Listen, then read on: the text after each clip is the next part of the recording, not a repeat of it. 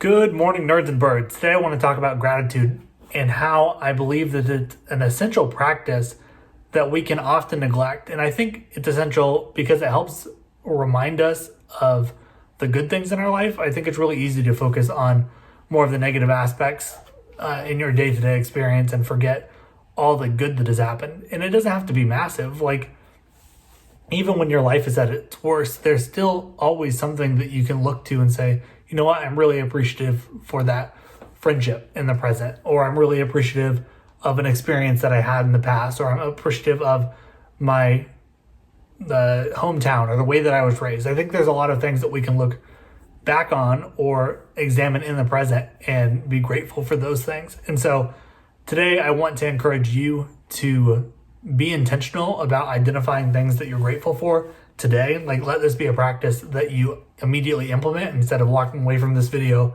and trying to remember to come back to it right now. Like, pause the video and identify specific things. And I'm going to identify 5 specific things for me, but try to identify 5 things for yourself, or even just one thing that's abnormal, that's different, that's unusual.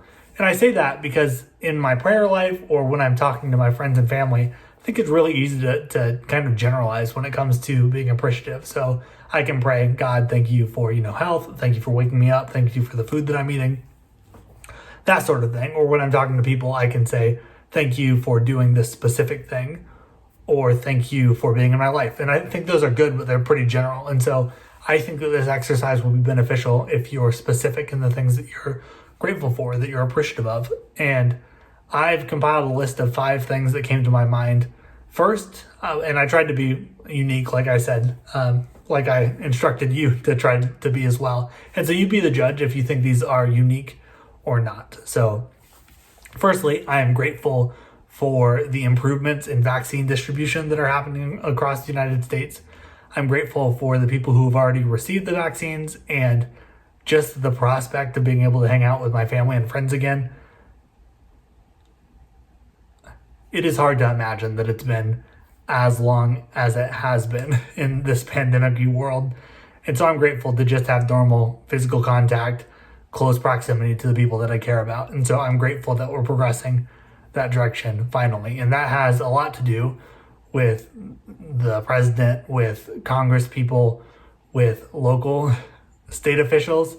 And some states are doing better than others, obviously, but I'm just really grateful overall that things are improving. Secondly, and this one is specific because it's recent, I'm grateful for hot showers and just plumbing in general. Like, not everywhere in the world has access to the same facilities that I do and that you likely have access to. And so I think that we can kind of get accustomed to having these nice things without being appreciative of them. And so I'm grateful that my water pressure and the heat of my shower was really nice today. I'm also really grateful, and this one is just because I love learning. I'm really grateful for all the different ways that we can access easily educational content, whether it's on the internet or it's through public libraries, or it's going to a class or a college or university. There are so many different ways that we can get access to information that we want to learn. And I'm thinking about this because I've started practicing piano on a daily basis since the start of February.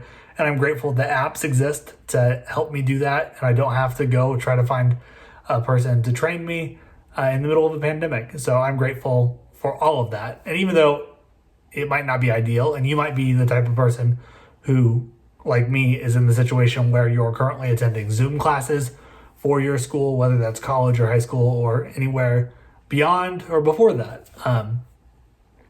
I'm grateful for the technologies that we have. And I look forward, again, back to my first point, to being able to be back together. But obviously those little different ways that we can get education at home with ease, that doesn't go away. And I'm grateful for that. As I was reflecting on things that I'm grateful for, people started to come to mind. And, there are friendships that I've had throughout my early childhood into my high school years that I'm grateful for, that I don't talk to those people much these days, that I'm grateful for. And then my family, my extended family, I'm grateful for y'all as well. And if you're watching this video, thank you so much. You mean a lot to me, even if I haven't spoken to you in a while. I think about a lot of you often. But I specifically began to think about mentors that I've had in my life. And so specifically, Brandon, when I was growing up, was a huge mentor, a huge influential factor in my life. Weston later on, Dr. Kauser while I was at Cedarville, Marvin most recently when I was at seminary, as I was completing seminary, doing my internship.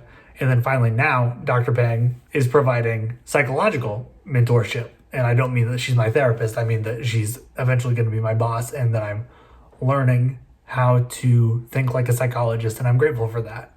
And while all the people on this list have helped me develop my faith, they've all helped me develop into the person that I am in unique and beneficial ways. And so if you're one of those people on that list, thank you so much for taking the time to pour time into me, to sit down with me, to help me learn and grow and stretch me, especially when I didn't know what I was doing or I didn't want to push myself as hard. Thank you for pushing me. I'm grateful for it.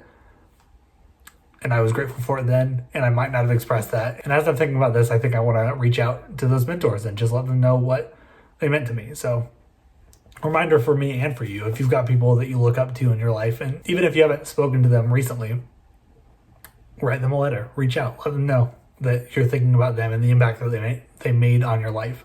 The few times that has happened in my life, it has meant the world to me. So I need to do that. This is my reminder for myself.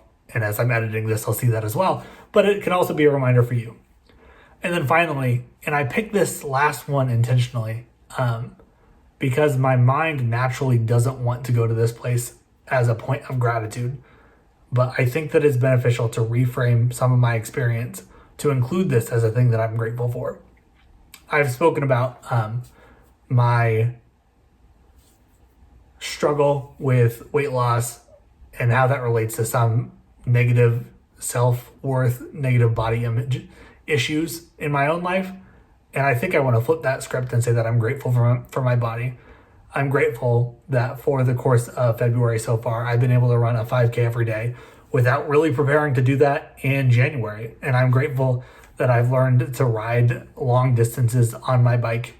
I'm grateful that my body works the way that I want it to, even if some parts don't comply, specifically related to weight loss, the way that I want. And so I have a lot to be grateful for because my body works, and I don't want to lose sight of that. So those are my 5 specific things, and it might have seemed rambly, but I think it was good for me to kind of verbalize those things. Maybe some of the things that I'm grateful for have given you an idea of something that you've forgotten about, that you recognize that you're grateful for as well. So I would love to know if there's something that you want to share down in the comments that you're grateful for that's specific and unique. Feel free to do that. Otherwise, this is a really good self-practice that I encourage you to implement right now and as often as you can remember it. So I have a Matt the Red. Today I'm feeling like a penguin. That is my bird of choice. Do I have a particular reason for that? No. Penguins are cute, and I've decided that the little flightless birds is my representative bird for the day. So thank you so much for watching this video and subscribing if you haven't already. If this video means something to you, feel free to share it with your people, because the only way this channel grows is if you share this video with your people and I share it with you. So this is me sharing the video with you.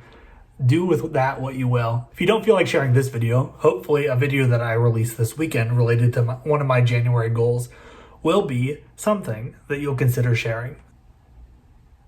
That's all I got. I will see you tomorrow at 10 a.m. Bye. Push the button. I'm pushing the button. Push the button. Pushing the button. Push the button. I'm pushing the button. Push the button. Push the button.